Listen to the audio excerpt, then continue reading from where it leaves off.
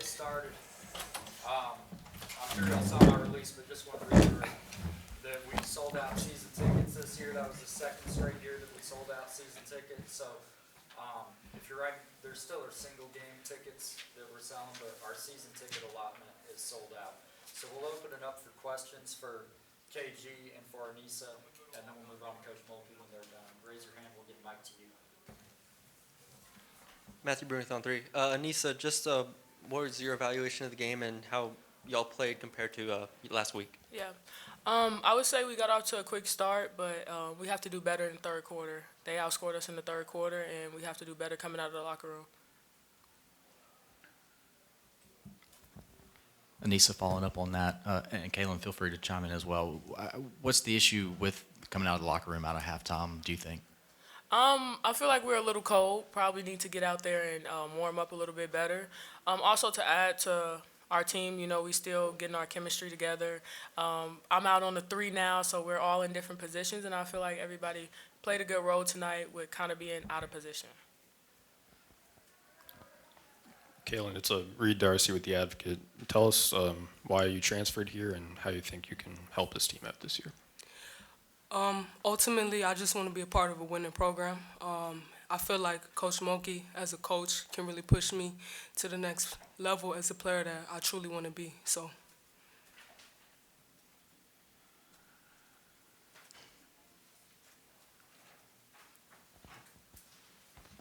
For Aneesah, what was it like to see Samaya back on the court tonight? It was great. I know all the fans were waiting for it. Seeing what happened last year, a lot of plays kind of scared me a little bit, but she's ready. She rebounded the ball tonight. She did great.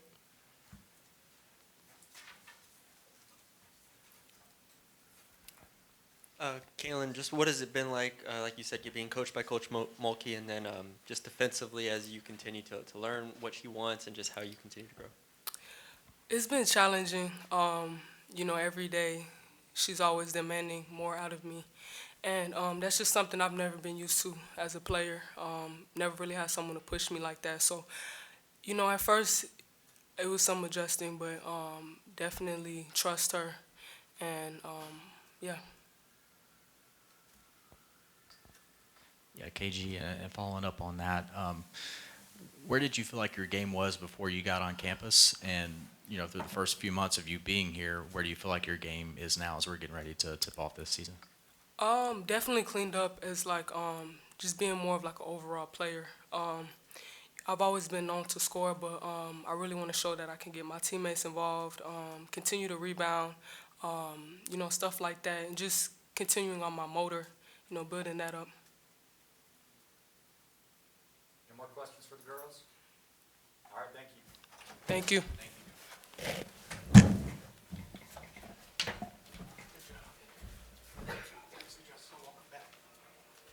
All right, questions for Coach Mulkey?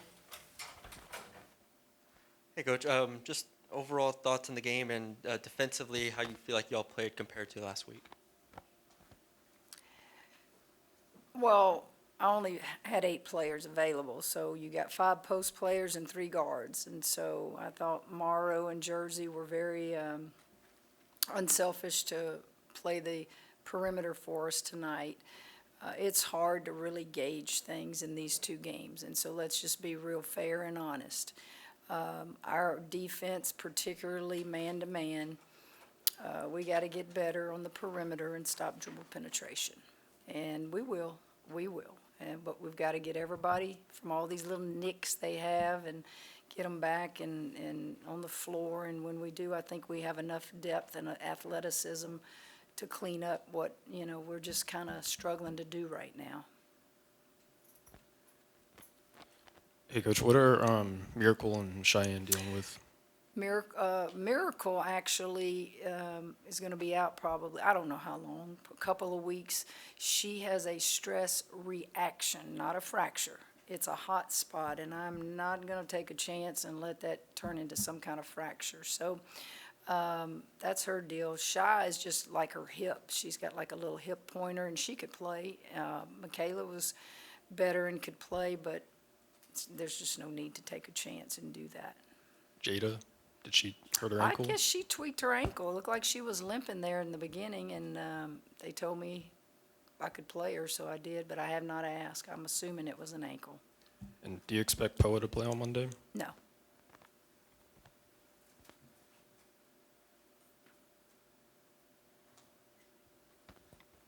Yeah, Coach, how did it feel, seeing Samaya back on the court today?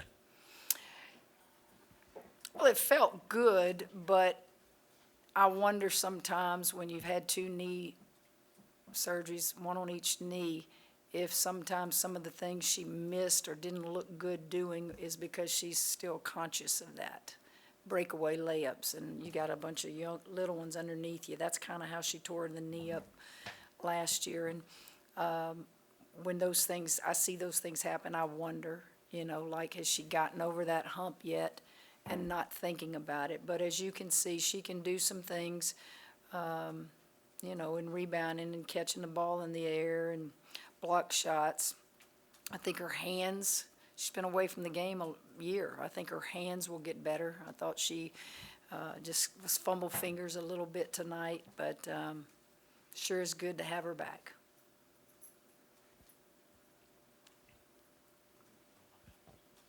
Kim, I know the team's just coming together, but your fast break opportunities, how do you guys rep that in practice, and how do you, I guess, normally like to see it kind of play itself out during these exhibition games? Well, Reed did a story, and he lost me. I got to tell him after the second paragraph I quit reading it because I don't know anything about fast breaks and all that, so I don't know where you're getting all that, Reed. You must be an analyst. You must be one of those. Isn't that the new thing that people do? They use these analytics. I don't do that, so you lost me, Reed. So, because I've always pushed the ball.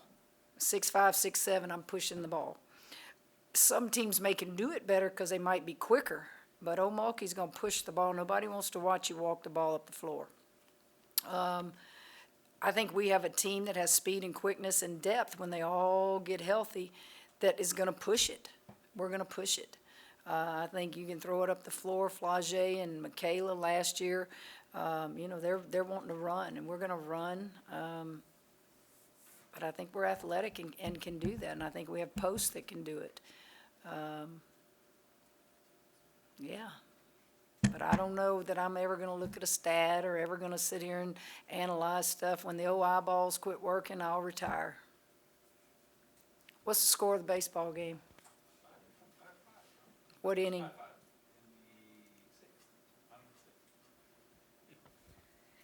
Hey, Coach. In terms of the play from Jada Richard, what has really stood out to you so far and the growth that she's taken, whether it's from practice and now in-game situations? Tell me who you are. Good to meet you. See, I know these old ones in here, and when I see a new face, I'm going to ask, okay? Jada is a young lady that when you go to practice, you enjoy going to practice because you know she's got basketball IQ. She's a winner. She's won all those state championships in high school. She's still a freshman. And so we have to be careful on what we expect her to do at this level too soon. And I know that she understands the game. I know that she does things I ask her to do. She just doesn't have the experience, but I'm very high on Jada. Hey, Coach. Tate from Tiger TV as well. What did you see from Kailyn tonight, and realistically, how do you look to use her in your rotation during the season? Well, Kailyn had to play the point guard tonight. She's not going to be doing that for us. I say that. I mean, right now I don't have plans to do that. She would like to. She is outstanding dribble penetrator. If we see zones, a girl can get in there and make things happen. Get your hands ready, post players. She can score the ball. And it may not be a jump shot. It may look flat-footed, but the girl can score the ball. I think a great story I can tell you about her is when she came to visit. Bob Starkey and I visited with her. And, Bob will look at film for me.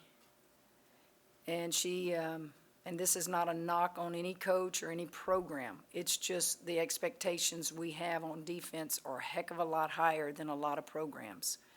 And we told her, you're never going to see the floor if you don't learn how to guard. And that's on ball, that's help side, and she's as honest a young lady as I've ever coached. I'll never forget her response. She didn't get offended by it. She said, Coach, I'm going to be real. I said, that's the only way I know. She said, I just always have had the mentality that I'm going to score, get it back on the offensive end, the heck with the defensive end.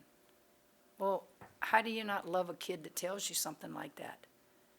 And I said, and I'm going to be real with you. You're not going to get to play on that offensive end if you don't guard on the defensive end. So that attracted me to her because she knew she'd never just been dog down in somebody and guarding them. And we work it every day. We work it every day. Her own ball defense is better right now than her off ball defense. So I've given you a little bit of everything about her.